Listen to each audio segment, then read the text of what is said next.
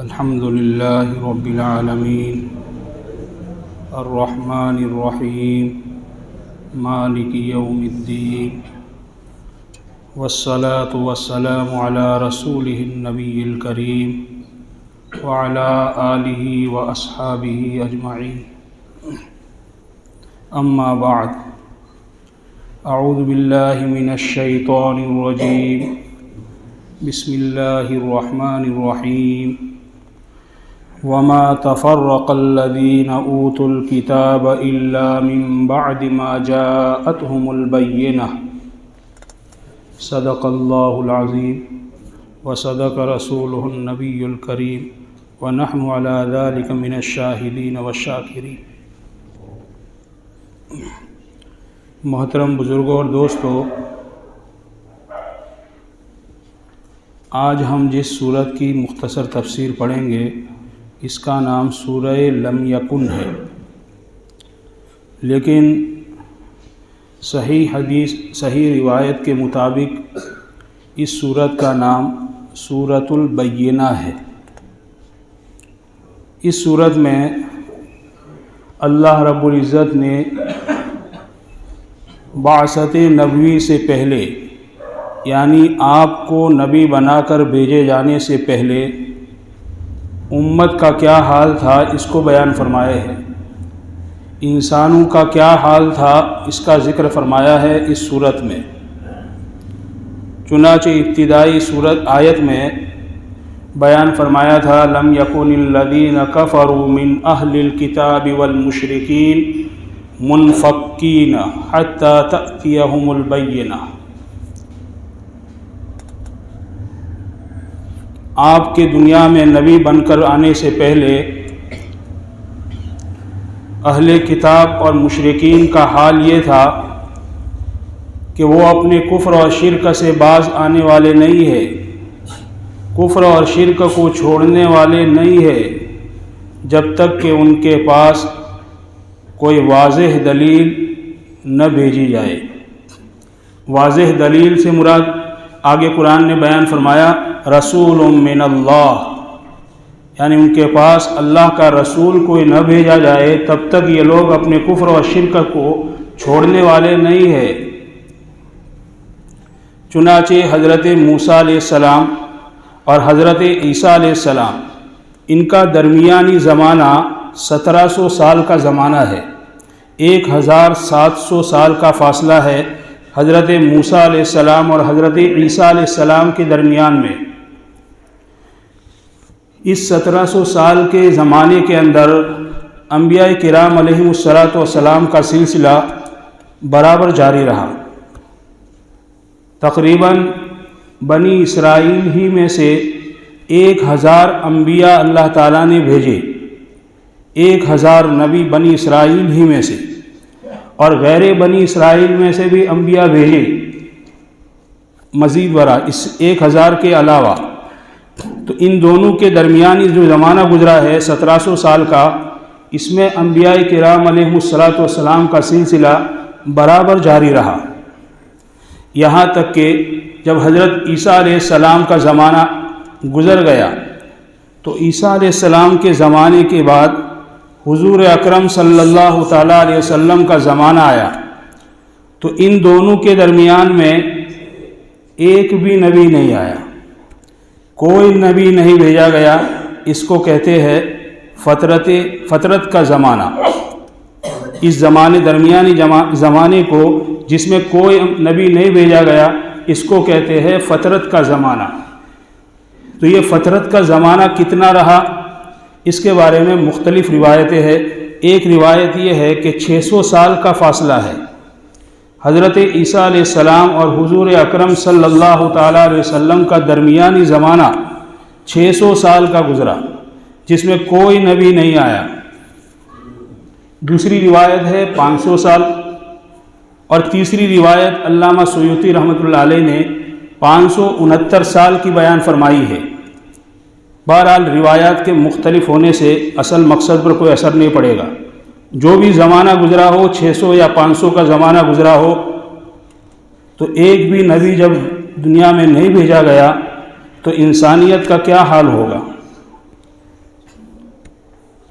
یہاں تک کہ انسانیت کی جہالت کا اندازہ جو ہے اس واقعے سے لگا سکتے ہیں کہ ایک صحابی رضی اللہ تعالیٰ عنہ آپ کی خدمت میں آ کر عرض کرتے ہیں، اللہ کے رسول صلی اللہ علیہ وسلم، جاہلیت کی ایک بات جب یاد آتی ہے مجھے، دو باتیں ہیں، ایک بات یاد آتی ہے تو ہنسی نہیں رکتی، اور ایک بات یاد آتی ہے تو آنسو نہیں رکتے۔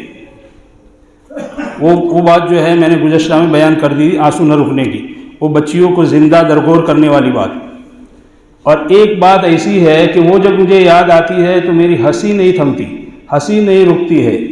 یوں کہہ کر جو ہے اللہ کے نبی کے سامنے اپنی جاہلیت کے دور کا ایک قصہ بیان کرتے ہیں اور کہتے ہیں، اللہ کے نبی، ایک مرتبہ جو ہے میرا ارادہ ہوا میں سفر میں جاؤں، میں نے سفر کی تیاری کی، اور اس زمانے کے اندر، زمانے جاہلیت میں انسانیت کا یہ حال تھا کہ جب سفر کے لیے بھی جاتے تو بت کو ساتھ میں لے کر جاتے، بت جس کی وہ پوجا کرتے تھے اس کو بھی ساتھ میں لے کر جاتے۔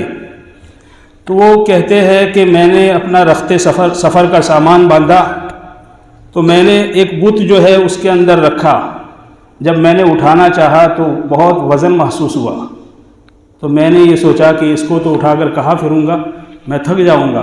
تو وہ پتھر کا جو بت تھا میں نے اس کو نکال کر ایک طرف رکھ دیا، اور میں نے آٹا لیا اور آٹا گوندنا شروع کیا، اور آٹا گوندھ کر جو ہے میں نے اس کا بت بنایا، ایک تصویر بنائی، صورت بنائی،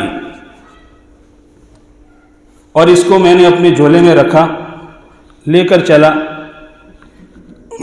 کھانا پانی سب ساتھ میں تھا۔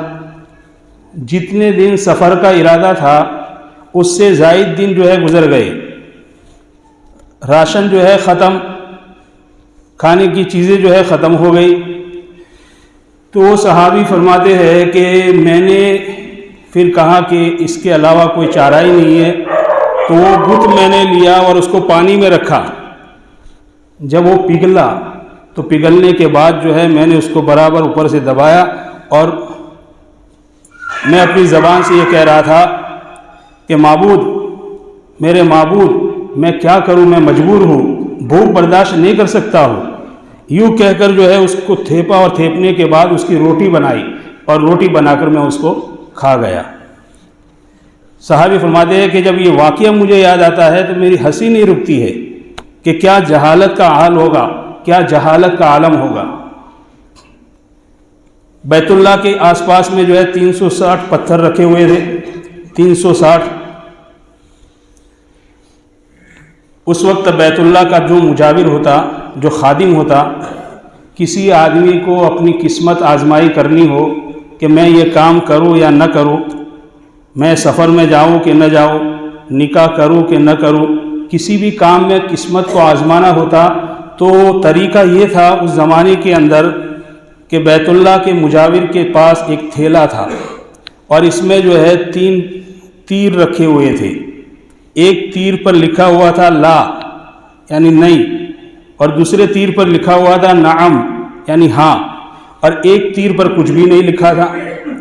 وہ جس کو بھی اپنی قسمت آزمائی کرنی ہوتی بیت اللہ کے مجاور کے پاس جاتے، ان کو 100 روپے دیتے، خوش کرتے، اور پھر جو ہے وہ تھیلا لے کر آتا، اس میں سے تیر نکالتے، اور تیر نکالنے کے بعد اگر اس پر لا لکھا ہوا ہوتا تو وہ کام نہیں کرتے، اور اگر نام لکھا ہوا ہوتا تو وہ کام کرتے، اور اگر کچھ بھی لکھا ہوا نہ ہوتا تو پھر دوبارہ ایسا کرتے، یہاں تک کہ نام یا لا میں سے کوئی نکل آئے۔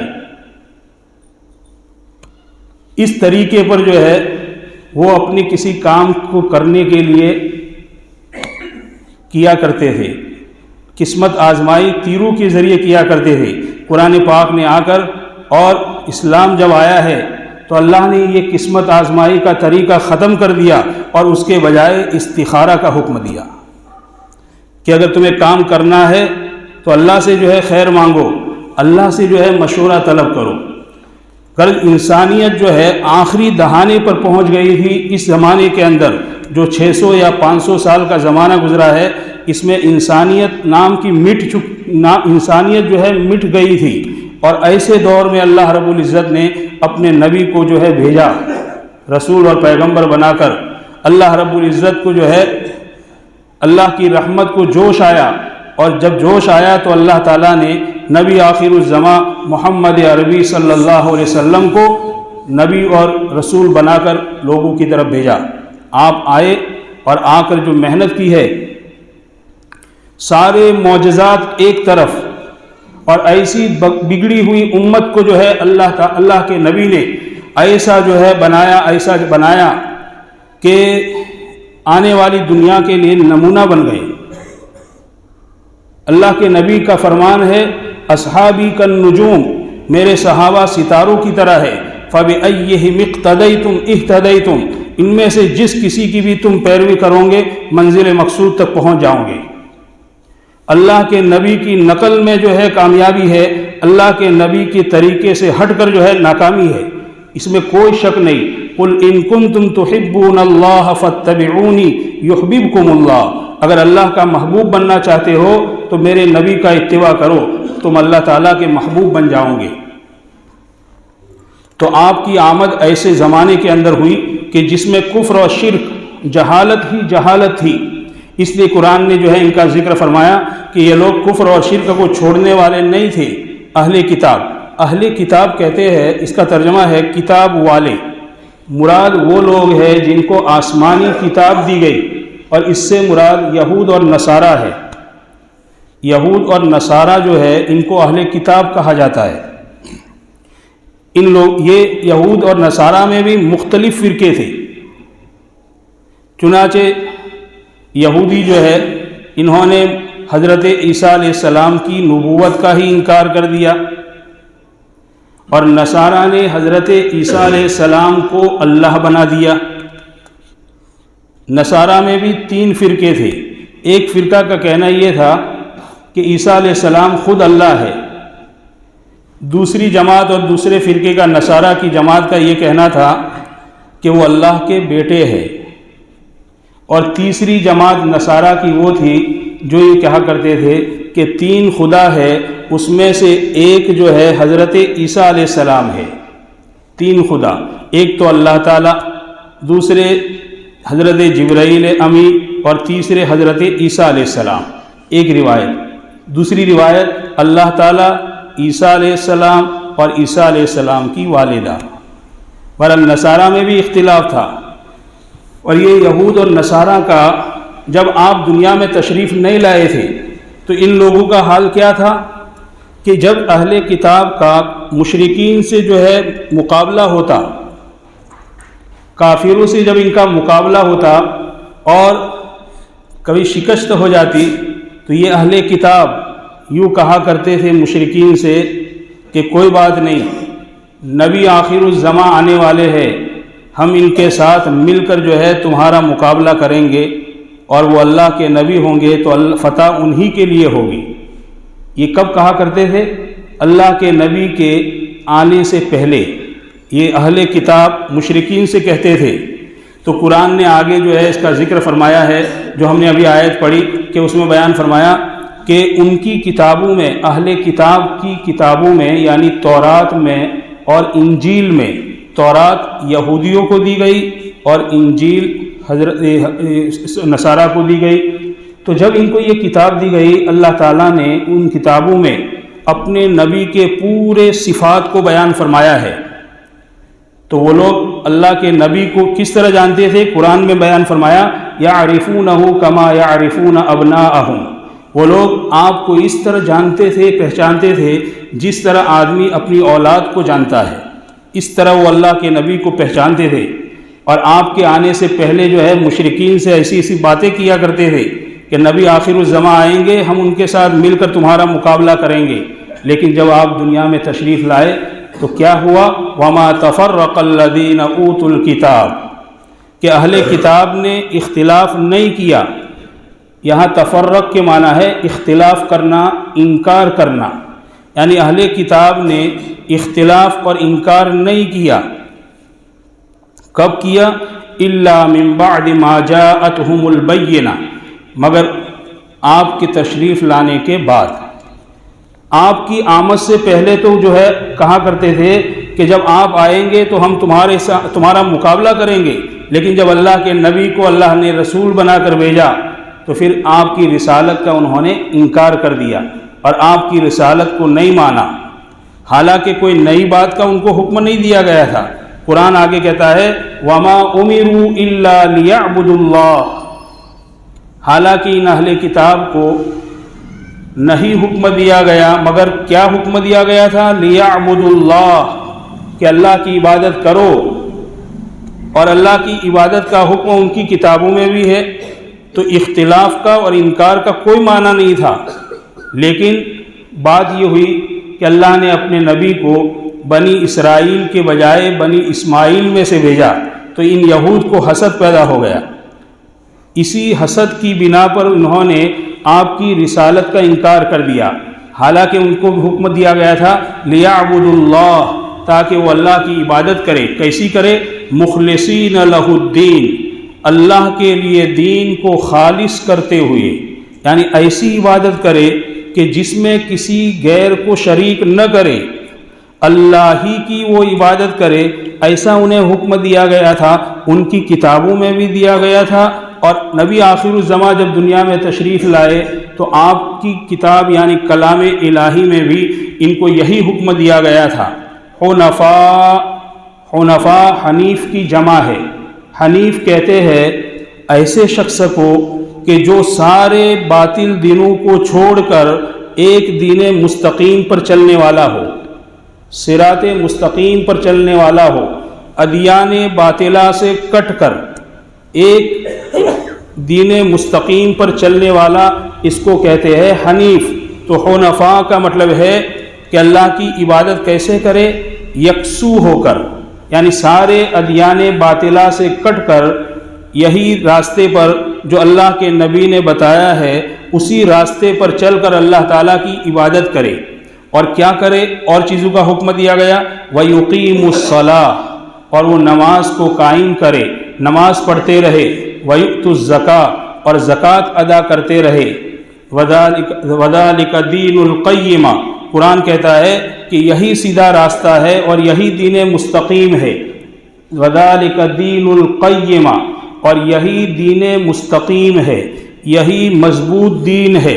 دو مطلب ہوں گے اس کے کہ یہی مذہب جو ہے دین اسلام، یہی سیدھا مذہب ہے، درست مذہب ہے، اور دوسرا مطلب ہے کہ یہ دین اسلام مضبوط دین ہے، کبھی بھی منسوخ ہونے والا نہیں ہے، قیامت تک جو ہے یہی دین چلے گا، اللہ رب العزت کے نزدیک یہی دین مقبول ہوگا۔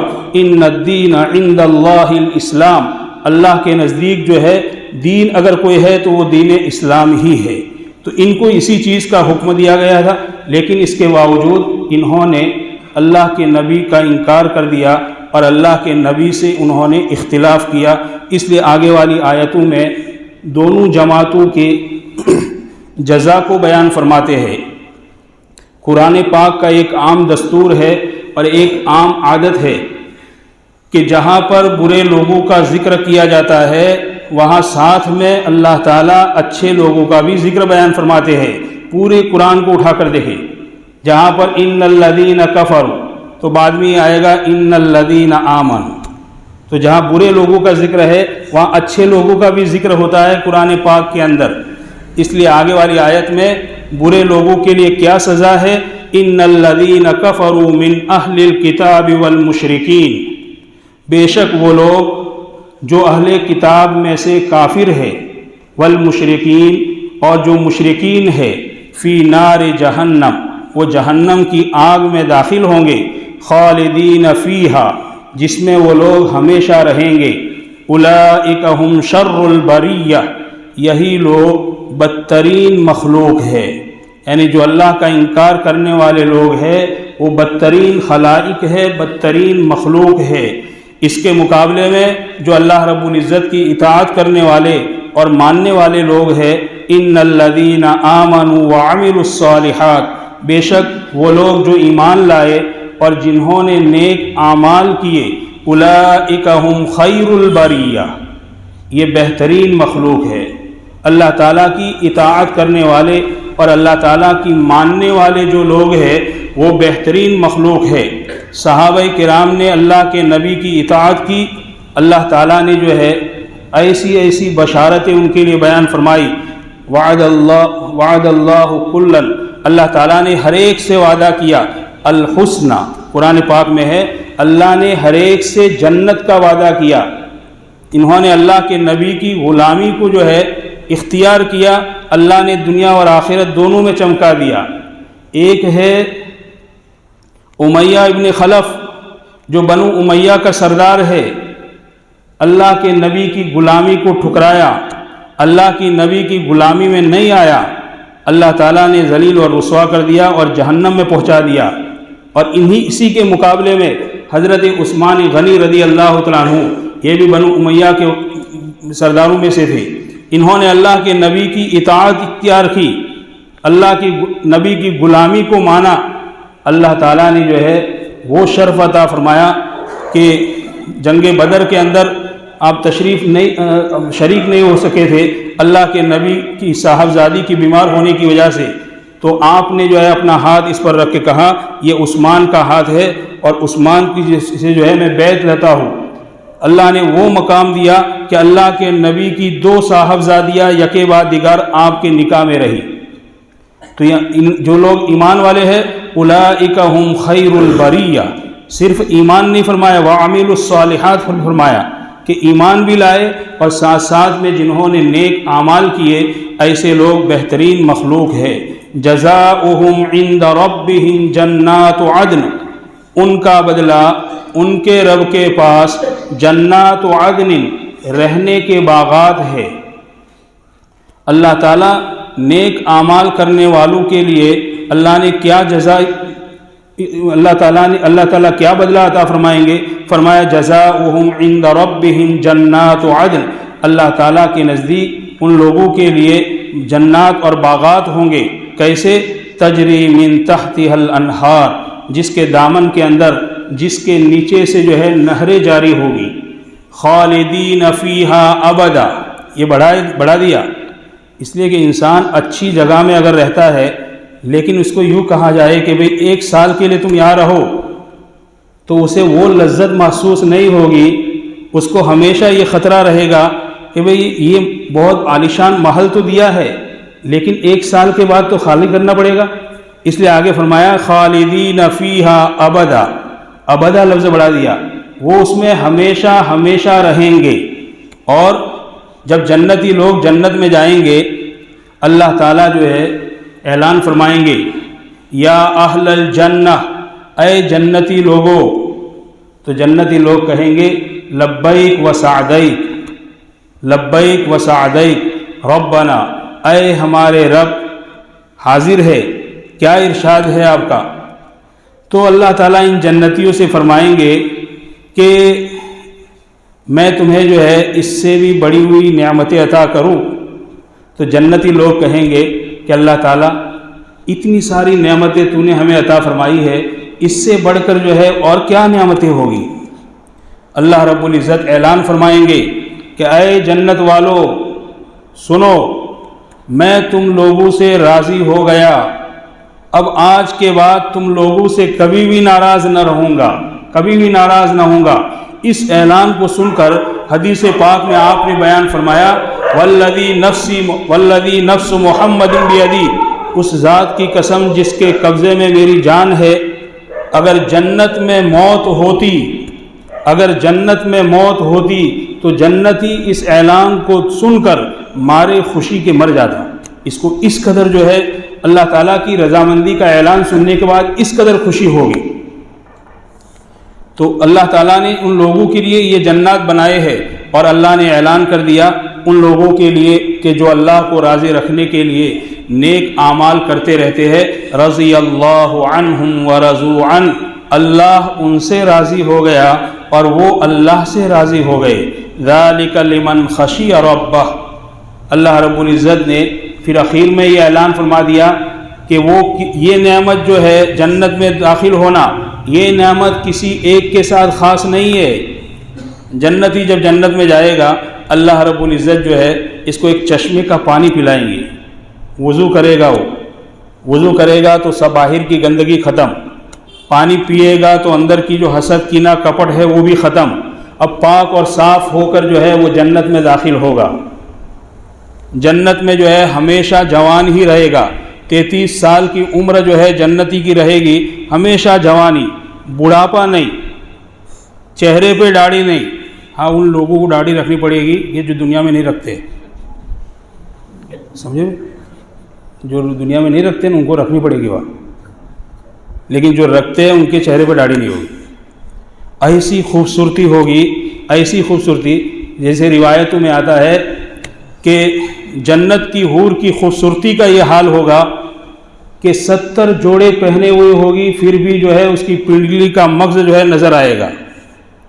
ایک جنتی جنت میں داخل ہوگا، حور کی طرف دیکھتا رہے گا، ایک حور کی طرف دیکھے گا، 70 سال گزر جائیں گے اس سے نگاہ نہیں ہٹائے گا، اس کے حسن کو دیکھتا ہی رہے گا، دیکھتا ہی رہے گا، 70 سال گزر جائیں گے لیکن اس کی نگاہ نہیں ہٹائے گا اس سے۔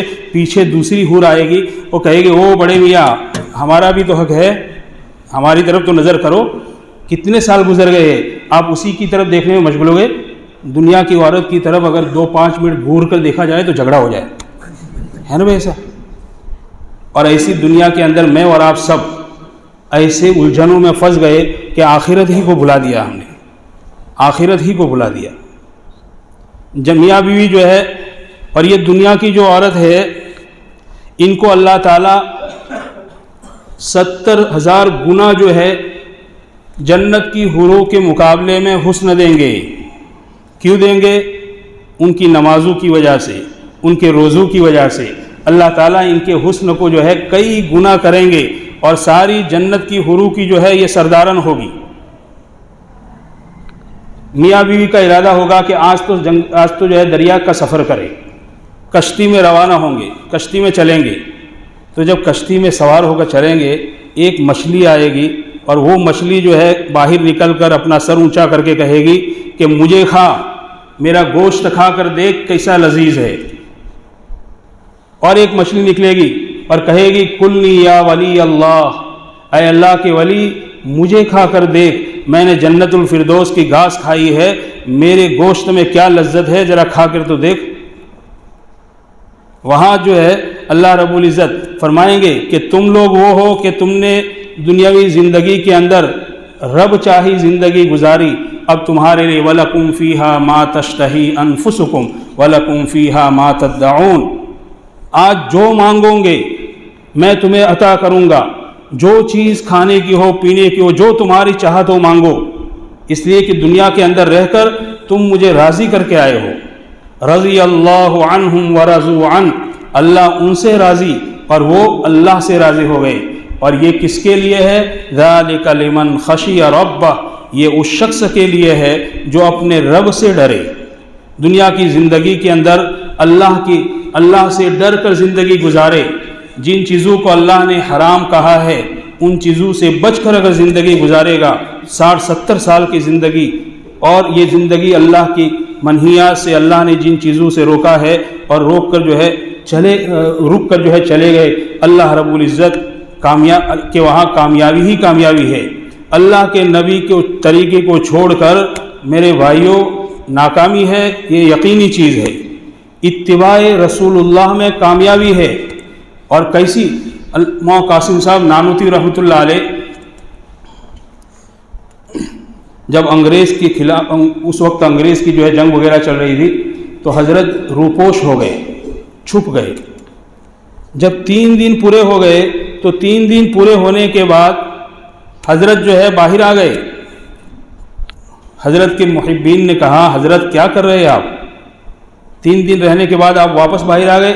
فرمایا میرے نبی غار حرا میں 3 دن تک چھپے تھے، میں بھی 3 دن ہی رہوں گا، اس کے علاوہ جو ہے باقی دن میں ظاہر میں آ جاؤں گا، میں نہیں چھپ سکتا۔ اللہ کے نبی کا جو ہے اس قدر اتباع تھا۔ صحابہ کرام کو اللہ تعالیٰ نے جو بشارتیں سنائی، اس کی وجہ یہی ہے کہ ان کی زندگیوں کے اندر اللہ کے نبی کی اتباع ان کی زندگی میں تھی۔ کیسی اتباع؟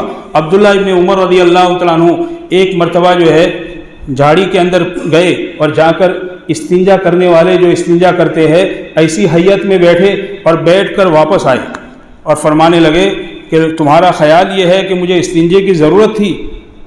نہیں، مجھے استنجے کی ضرورت نہیں تھی، میں اپنے نبی کے ساتھ یہاں سے ایک دن جا رہا تھا اور اللہ کے نبی نے یہاں استنجا فرمایا تھا تو میں نے آپ کی اتباع میں استنجا کیا ہے۔ جا رہے تھے، راستے میں ٹھوکر لگی تو لوگوں سے خطاب کرتے ہوئے سامنے دیکھتے ہوئے فرمایا کیا تمہارا یہ خیال ہے کہ مجھے یہاں ٹھوکر لگی ہے؟ کہا نہیں، مجھے ٹھوکر نہیں لگی، میں اللہ کے نبی کے ساتھ ایک دن یہاں سے گزر رہا تھا اور اللہ کے نبی کو یہاں ٹھوکر لگی تھی تو میں نے اتباع سنت میں ٹھوکر کھائی۔ یہ ہے صحابہ کرام کا حال۔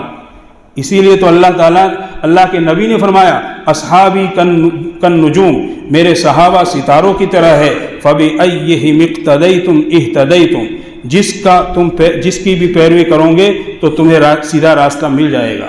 اللہ کے نبی کی اتباع کے بغیر نہ مجھے کوئی چارہ ہے، نہ آپ لوگوں کو چارہ ہے، اور نہ دنیا کے انسانوں کو چارہ ہے۔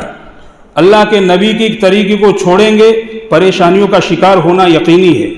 اللہ تعالیٰ نے فرمایا رضی اللہ عنہم ورضوا عنہ، اللہ ان سے راضی ہو گئے اور وہ اللہ سے راضی ہو گئے۔ ذالک لمن خشی ربہ، یہ نعمتیں کن کے لیے ہے؟ ہر اس شخص کے لیے ہے جو اپنے پروردگار سے ڈرے۔ اللہ رب العزت ہمیں بھی صحیح زندگی گزارنے کی توفیق عطا فرمائے۔ وآخر دعوانا ان الحمد للہ رب العالمین۔